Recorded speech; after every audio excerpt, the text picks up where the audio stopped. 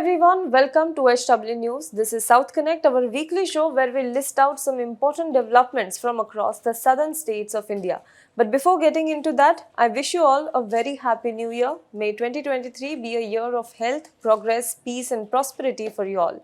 In the new year, we are also coming up with something new. From today onwards, all our Hindi and English videos can be found on HW News Network, while the two YouTube channels will remain as is. But for those who want to find the content in both the languages without having to surf through the YouTube can now do so. Now, let's begin this week's South Connect with the news from Karnataka. Earlier this week, BJP MP Pragya Thakur, accused in the 2008 Malegaon bomb blast case that killed 6 people, made a hate-filled speech against Muslims in Karnataka. Speaking at a Hindu Jagran Vedike event, she asked Hindus to keep sharp weapons ready at home to counter love jihad. Addressing the event in Shivamogga, Pragya Thakur said, "We know how to sacrifice and we also know how to kill." Pragya Thakur called on Hindus to keep the knives in their homes sharp in order to be able to cut enemies' face and heads. She also urged Hindus to protect their girls from love jihad.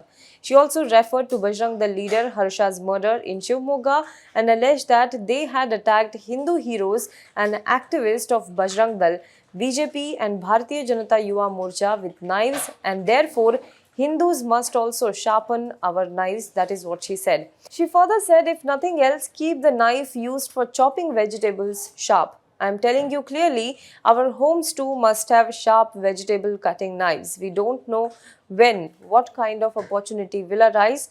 When our vegetables can be cut well, then certainly enemies' faces and heads can also be cut well. This is what Pragya Thakur said at the event.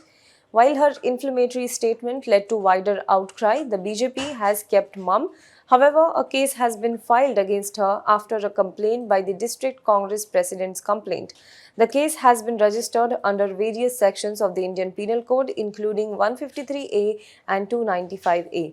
Meanwhile, several activist groups and rights bodies, including the Campaign Against Hate Speech, Bahutva Karnataka and All India Lawyers Association for Justice and the People's Union for Civil Liberties Karnataka have written an open letter to the Speaker of the Lok Sabha calling for disciplinary action against BJP MP Pragya Singh Thakur. Let's move on to another news from Karnataka. It's not even a month since BJP's victory in Gujarat and the party seems to be gearing up for Karnataka Assembly elections scheduled in April this year. Home Minister Amit Shah was on Karnataka visit last week in what is seen as a launch of the party's campaign.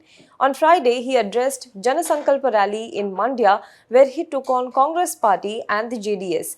Amit Shah accused the two parties of hampering the region's progress with corruption. We will push Karnataka further into the path of progress. Both the parties are communal, casteist and are filled with criminals, Amit Shah said. Amit Shah also talked about the construction of the Ram temple at Ayodhya and the ban on Popular Front of India. Announcing January 1, 2024 as the date of the inauguration of the temple, Amit Shah urged the people of the Old Mysore region to attend the event in large numbers. This region has large number of Vokaliga population and is traditionally dominated by Congress and JDS. Now the BJP is trying to make inroads in the region. He also, however, made another major announcement during his address.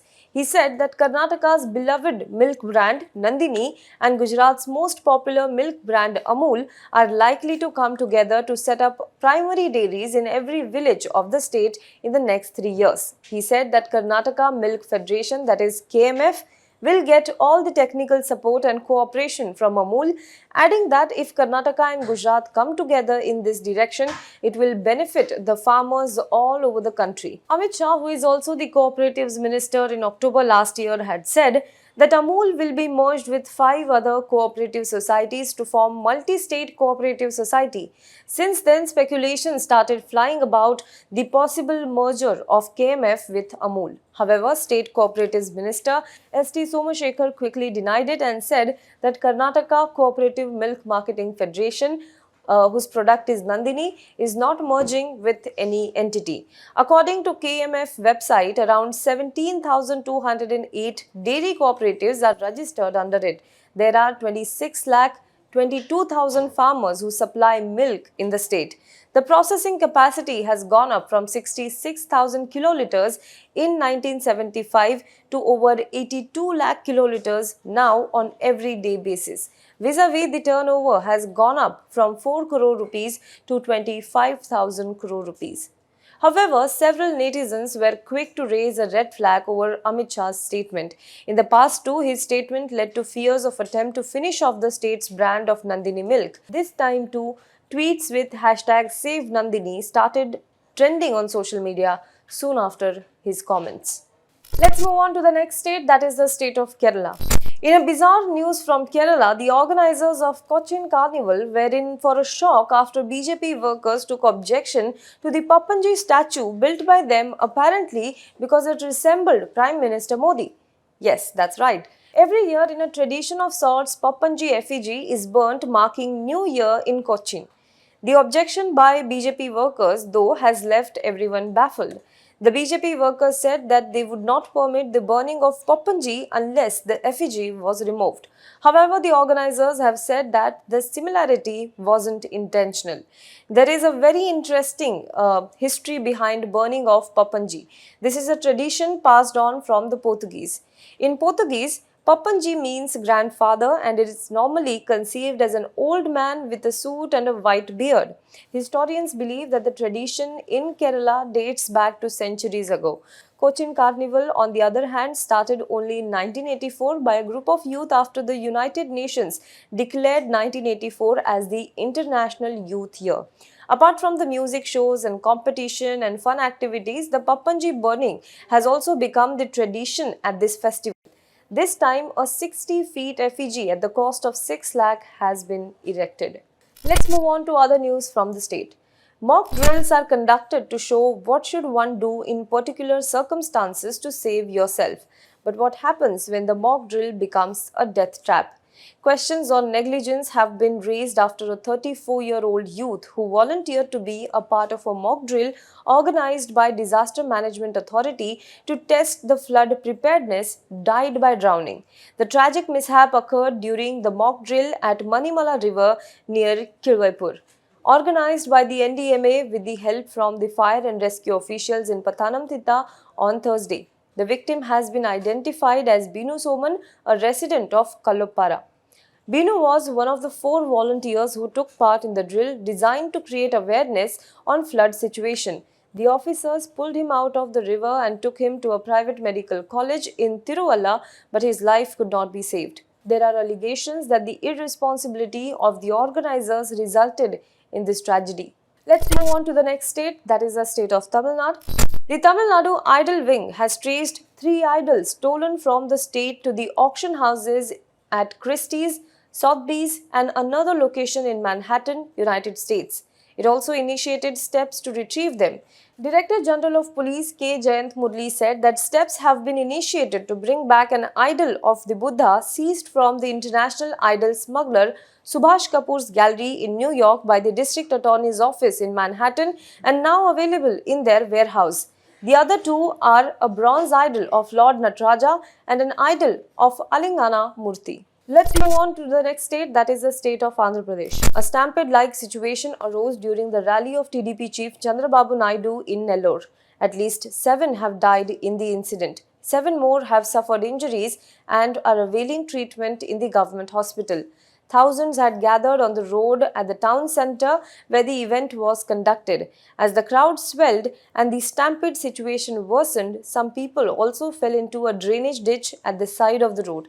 2-wheelers that were parked above it fell into the ditch, injuring those who had fallen inside. Chandrababu Naidu is on a 45-day campaign, Idem Karma, to highlight the misrule of the ruling YSR Congress party. Videos show that the tragic accident occurred even as he was speaking at the roadshow in Kandakur. Towards the end of his speech, Naidu said that the political meeting turned into a condolence one. Meanwhile, Andhra Pradesh Chief Minister Jagan Mohan Reddy has blamed Telugu Desam Party Chief Chandrababu Naidu for the deaths. He said that Chandrababu Naidu's publicity mania caused the tragedy and he demanded an immediate and public apology from him. Let's move on to the state of Telangana. This week, a large-scale outcry from Hindu community and especially Ayyappa devotees was witnessed against Bairi Naresh, who is a state president of the Bharat Nastik Samaja. He was booked by the Telangana police on Friday after a video purportedly showing him making derogatory comments about DT Ayyappa went viral. He has been accused of making derogatory remarks about Ayyappa, thereby hurting the religious sentiments of the deity's devotees and Hindus at large while addressing a meeting in Vikarabad district on December 19th. Several people, including Ayyappa devotees, staged protest in Telangana, and the Bharatiya Janata Party as well as various right-wing groups have demanded action against Naresh.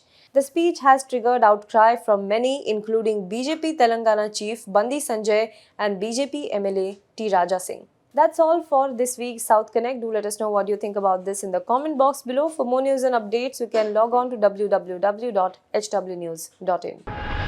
Now be the first to know about the latest updates on our new news app. Go on your Android or iOS, search for HW News Network. Download our app, choose the language you prefer to get updates in, and be up to date with the latest news.